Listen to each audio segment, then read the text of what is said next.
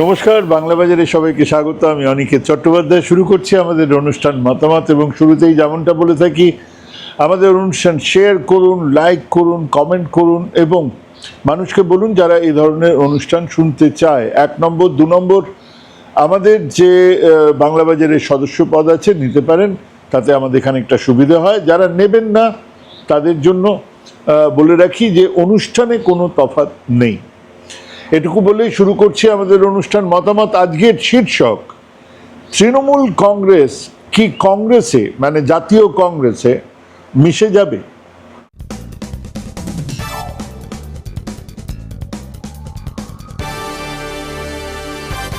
হঠাৎ breaking news চালানো শুরু হয়ে গিয়েছিল। তৃণমূল কংগ্রেস মিশে যাচ্ছে জাতীয় কংগ্রেসের সঙ্গে। প্রায় সিদ্ধান্ত জানানো হচ্ছিল সর্বভারতীয় টিভি চ্যানেল থেকে রাজ্যের সবকটা চ্যানেলে। কেবল খবর নয়, এর পেছনে কারণ, এটা হলে কি কি হবে ইত্যাদি নিয়েও আলোচনা শুরু হয়ে গেছে, যেমনটা হয়। শেষমেশ কংগ্রেস মুখপাত্রের ক্ল্যারিফিকেশন আসার পরে বোঝা গেল যে না, এরকম কোনো সিদ্ধান্ত হয়নি।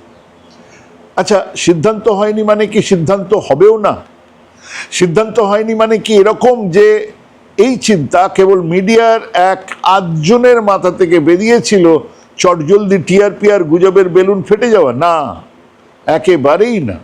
এই কথা আলোচিত হয়েছে, আলোচিত হচ্ছে বিভিন্ন মহলে, বিভিন্ন লেভেলে, এবং তার এক যুক্তিযুক্ত পরিসমাপ্তিও আমরা দেখব। হ্যাঁ, এটা আমার খবর, এটা আমার ধারণা। কিন্তু সেসব বলার আগে বিষয়টাকে বোঝা দরকার। কারণ আমাদের দেশে এই আঞ্চলিক দলগুলো গড়ে ওঠার একটা ইতিহাস আছে। আর এমনি এমনি সেই দলগুলো গজিয়ে ওঠেন, তারও কারণ ছিল। হঠাৎ করে আঞ্চলিক দল 52 সালে ছিল না। তা গড়ে ওঠার পেছনে বেশ কিছু পরিকল্পনাও ছিল। সেটা মাথায় না রাখলে আজকে হঠাৎ করে দেশ জুড়ে এই আঞ্চলিক রাজনৈতিক দলগুলোর ক্রাইসিস, তাদের ভাঙন, তাদের সমস্যা আর আগামী পরিণতিকে ব্যাখ্যা করা যাবে না। কাজেই সেই ইতিহাসটা জানতে হবে। ইতিহাসের অন্য অনেক কিছুর মতোই এই আঞ্চলিক রাজনৈতিক দলগুলো গড়ে ওঠার একটা সিরিজ অফ ইভেন্ট দেখলে বোঝা যাবে যে এটা হুট বলতে ঝুট হয়নি। মানে খেয়াল করে দেখুন, এটা একটা নির্দিষ্ট সময়ে সারা দেশ জুড়ে তৈরি হয়েছে। ব্যতিক্রম ডিএমকে বা এআইডিএমকে। ব্যতিক্রম এই জন্যে যে এরা বেশ কিছুটা আগেই আত্মপ্রকাশ করেছিল। কিন্তু সেখানেও খেয়াল করলে দেখা যাবে এই আঞ্চলিক দলগুলোর জন্মের কারণ খুব আলাদা ছিল না। কংগ্রেসের হাইকমান্ড রাজনীতির ফলে বিভিন্ন রাজ্যে বিক্ষুব্ধ নেতৃত্ব তৈরি হচ্ছিল বা বিক্ষুব্ধের একজোট হওয়া শুরু হচ্ছিল। সেই কাজটা সব থেকে প্রথমে শুরু হয় দক্ষিণে, তামিলনাড়ুতে। সঙ্গে ছিল হিন্দি ভাষা চাপিয়ে দেবার মতো এক সংবেদনশীল ব্যাপার, ছিল পেরিয়ারের যুক্তিবাদ, ছিল দক্ষিণের সমাজ সংস্কারকদের কাজ আর ভাষা গর্বে গর্বিত দক্ষিণী রাজ্যগুলোর একটা অন্য চেতনা। সেখান থেকেই তারা কংগ্রেসের বিরোধিতা শুরু করলো, কিন্তু কোনোভাবেই সেটা চরম দক্ষিণপন্থী হিন্দুত্ব রাজনীতির ধারে কাছেও গেল না। কারণ সেই পেরিয়ার, গেল না কারণ তাদের সমাজ সংস্কার, গেল না কারণ তাদের ভাষা গর্ব। এবং এই সমস্ত বিক্ষুব্ধরা মাথাচাড়া দিয়ে উঠেছিলেন বটে, কিন্তু ভারতের মেইন স্ট্রিম রাজনীতিতে হিন্দু মহাসভা বা জনসংঘ তখনও এক ঘরে। তাদের সঙ্গে তেমন দহরম মহরম কোনো রাজনৈতিক দলেরই ছিল না। কিন্তু ইন্দিরা গান্ধীর জরুরি অবস্থা সেই সুযোগটা জনসংঘের কাছে, আরএসএস এর কাছে, হিন্দু মহাসভার কাছে, মানে মোদ্দা কথা হিন্দুত্ববাদী রাজনৈতিক যে শক্তি তাদের কাছে এনে দিয়েছিল। হঠাৎই জনসংঘের নেতারা জরুরি অবস্থা বিরোধী লড়াইয়ে সামিল হলেন এবং জাতে উঠে গেলেন, কলকে পেলেন। হাতে হাত ধরে ইন্দিরা শাসনের বিরুদ্ধে, এমার্জেন্সির বিরুদ্ধে, এমনকি কমিউনিস্টদের সঙ্গেও মঞ্চ শেয়ার করতে তারা দ্বিধাবোধ করলেন না। সিপিআইএম সাধারণ সম্পাদক পি সুন্দরইয়া কিন্তু এই আরএসএস জনসংঘের উত্থানকে চিহ্নিত করতে পেরেছিলেন সঠিকভাবে। তিনি তার দলিল দেন, বিরোধিতা করেন। কংগ্রেসের বিরোধিতা যে দক্ষিণপন্থী রাজনীতিকে অনায়াসে ডেকে নিয়ে আসছে তা নিয়ে বিস্তর লেখা তিনি লিখেছিলেন, কিন্তু শেষমেশ তার ওই দলিল উপেক্ষিত হয়। সাধারণ সম্পাদকের পদও তিনি ছেড়ে দেন। এবং 77-এ এই প্রথম জনসংঘের নেতারা দেশের রাজনৈতিক মঞ্চে স্বীকৃতি পাচ্ছেন। আদবানি, বাজপেয়ী কেন্দ্রীয় মন্ত্রিসভাতে গেলেন, রাজ্যে রাজ্যে জনসংঘের নেতারা ক্ষমতার কাছাকাছি গেলেন, মুখ্যমন্ত্রী হলেন, আর কিছুদিনের মধ্যেই জনতা দল থেকে ভেঙে ভারতীয় জনতা পার্টি তৈরি করলেন। ততদিনে কংগ্রেসের বিরোধী হিসেবে কমিউনিস্টদের গুরুত্ব কমেছে, বিরোধিতায় এসে গেছেন দক্ষিণপন্থী হিন্দুত্ববাদী নেতারা, শক্তি বাড়ল বিজেপি, তারাই তখন কংগ্রেসের মুখোমুখি। অতএব কংগ্রেস বিরোধী রাজনীতির ফসল ক্রমাগত তাদের উঠানে জড়ো হতে থাকলো। যে যেখানে কংগ্রেসের বিরোধিতা করছে ফসল তুলছে কারা? বিজেপি। ঠিক এই সময়ে জলসা ঘরের জমিদারের মতোই কংগ্রেসের হাবভাব মোটেই পাল্টায়নি। ইনফ্যাক্ট এই যে দক্ষিণপন্থী হিন্দুত্ববাদী শক্তির আত্মপ্রকাশ, তাদের ঘুম ভাঙেনি, তারা তখনও সেই হাইকমান্ড রাজনীতি চালিয়ে যাচ্ছেন। এর মধ্যেই এসে গেল মণ্ডল আর কমণ্ডল।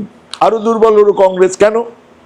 কারণ ওই মণ্ডল রাজনীতির মসিহারা ভারতের রাজনীতিতে কংগ্রেস আর কমিউনিস্টদের ভোট ব্যাংককে একেবারে ফালা ফালা করে দিল। কংগ্রেসের ব্রাহ্মণ আর আপার কাস্টের ভোট তো আগেই খেয়েছিল বিজেপি। দলিত ওবিসি নিয়ে নিল মণ্ডল রাজনীতির মসিহা লালু, রামবিলাস, নীতিশ, মুলায়মরা। ওদিকে কমিউনিস্টদের ভোট ব্যাংক থেকে অত্যন্ত দরিদ্র, দলিত, পিছড়ে বর্গ, যারা নাকি আসল অর্থে সর্বহারা, যাদের নিয়ে রাজনীতি করার কথা কমিউনিস্ট পার্টি, তারা চলে গেলেন ওই একই মণ্ডল রাজনীতির চত্বরে। তখনও এই দক্ষিণপন্থী হিন্দুত্ববাদী রাজনীতির বিপদ না বুঝেছে কংগ্রেস, না বুঝেছে কমিউনিস্টরা, এবং তখনও একসঙ্গে তারা লড়াই করেছে কংগ্রেসের বিরুদ্ধে।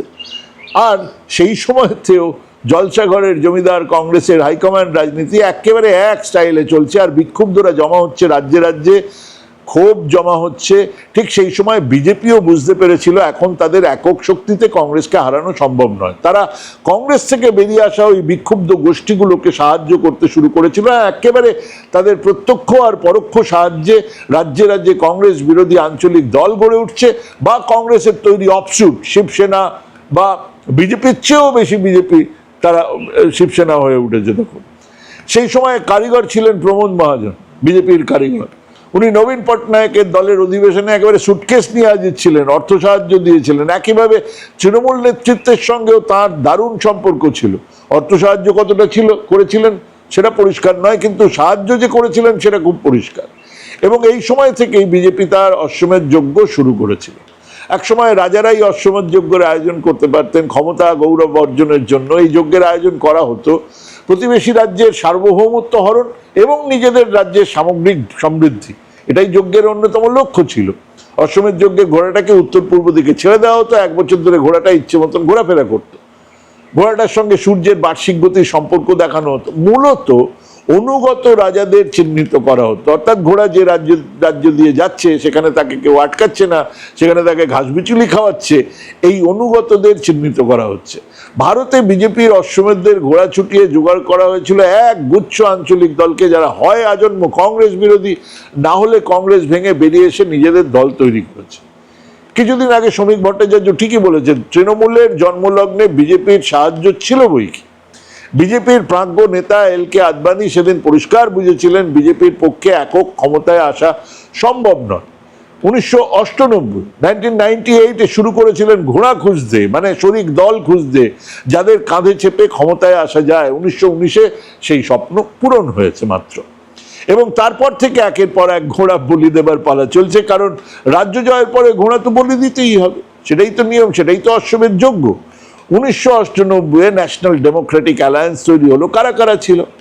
অল ইন্ডিয়া আন্না দ্রাবিড় মুন্নেত্র কাজাগম, সমতা পার্টি মানে AIDMK, সমতা পার্টি, বিজু জনতা দল, শিরোমণি আকালি দল, Trinamool Congress, Shiv Sena, PMK Pattali Makkal Katchi, Lokshakti, MDMK, Haryana Vikas Party, Janata Party, Mizo National Front, NTR TDP LP, মানে এরা হচ্ছে গিয়ে তেলেগু দেশম লক্ষ্মী পার্বতী। NTR রামারাওয়ের স্ত্রী চন্দ্রবাবু নাইডু তেলেগু দেশম করলেন, উনি একটা ছোট দল তৈরি করে এখানে যোগ দিয়েছিলেন। 1998 এই ঘটনা ঘটছে। 99 জনতা দল ইউনাইটেড তৈরি হচ্ছে, তারা যোগ দিচ্ছে NDA-তে। AIDMK বেরিয়ে যাচ্ছে, যোগ দিচ্ছে DMK। লোকদল আর সিকিম ডেমোক্রেটিক ফ্রন্ট তারা যোগ দিচ্ছে। চন্দ্রবাবু নাইডু, ওই লক্ষ্মী পার্বতী বেরিয়ে গেলেন, তারা উবেও গেলেন। চন্দ্রবাবু নাইডু এবারে তার সমর্থন নিয়ে এসে হাজির হলেন। 1998 14 দলের NDA, 99 মাত্র 1 বছর পরেই 17 দলের হলো, সরকারও তৈরি হলো। কিন্তু এই এনডিএ ছিল মূলত কংগ্রেস বিরোধিতার জায়গা থেকেই তৈরি। 2004-এ লোকদল বেরিয়ে গেল, তেলেগু দেশম বেরিয়ে গেল, সব মিলিয়ে দলের সংখ্যা কমে দাঁড়ালো 12-তে। 2014-তে এনডিএর দায়িত্ব নিচ্ছেন অমিত শাহ, বুঝেছিলেন আরো ঘোড়া চাই, আরো দল চাই, না হলে যুদ্ধে যেতে যাবে না। 24 দলের এনডিএ তৈরি হয়েছিল, ফলও পেয়েছিলেন।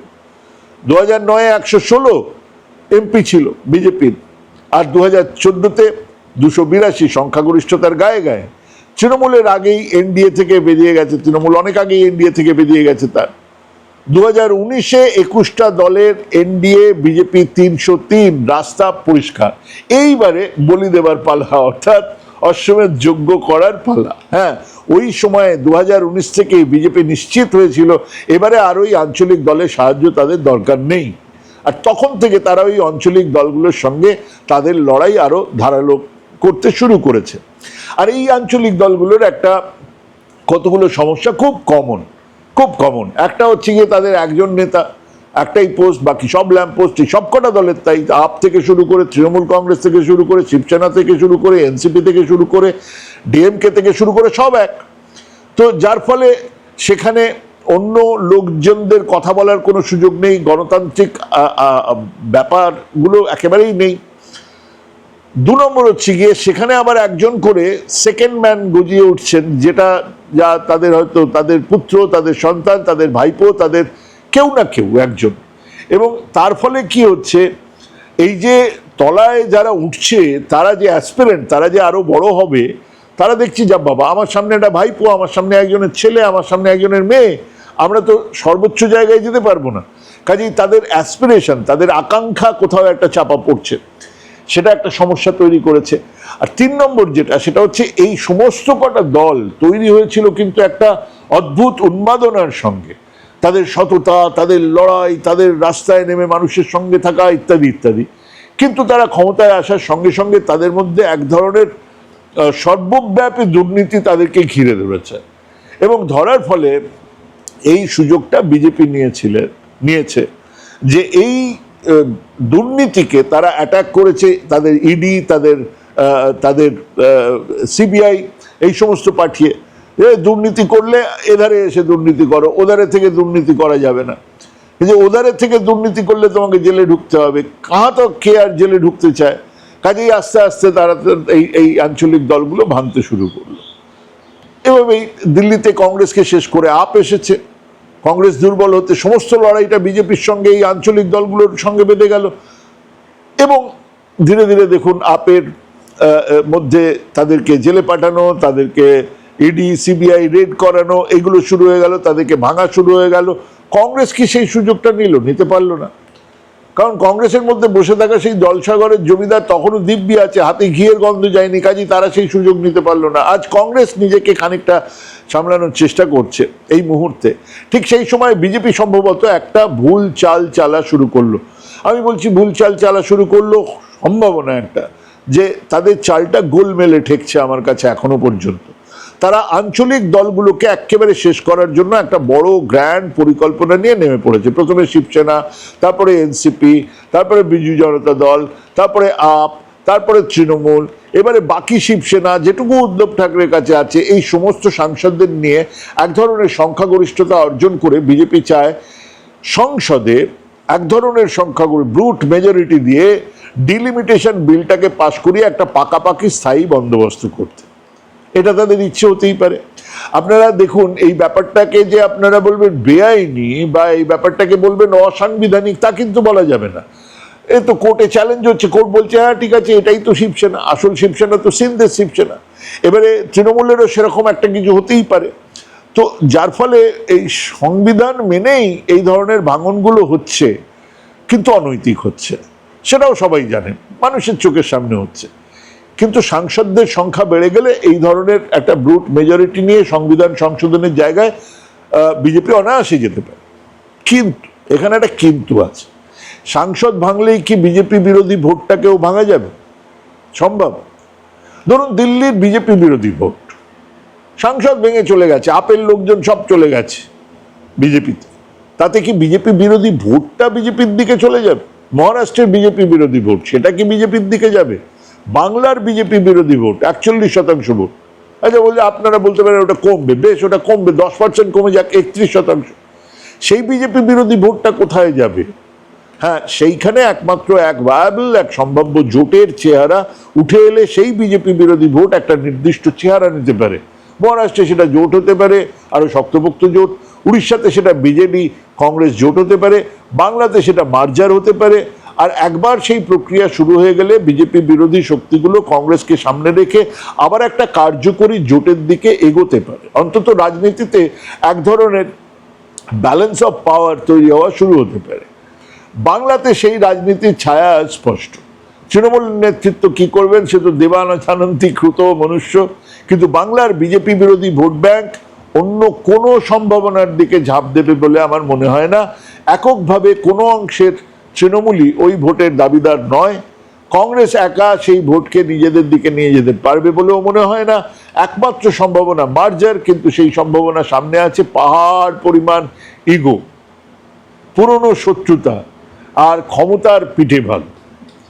সেই সমস্ত এড়িয়ে মার্জার হবে কিনা ভাবুন, ভাবতে থাকুন। আগামী দিনে বাংলার রাজনীতি পাল্টাবে, রাজনীতিটা এরকমই ঠিক থাকবে না, সেটা খুব পরিষ্কার। ভাবুন, ভাবতে থাকুন, ভাবা প্র্যাকটিস করুন। ভালো থাকবেন, সুস্থ থাকবেন। আজকে এখানেই শেষ করছি। নমস্কার।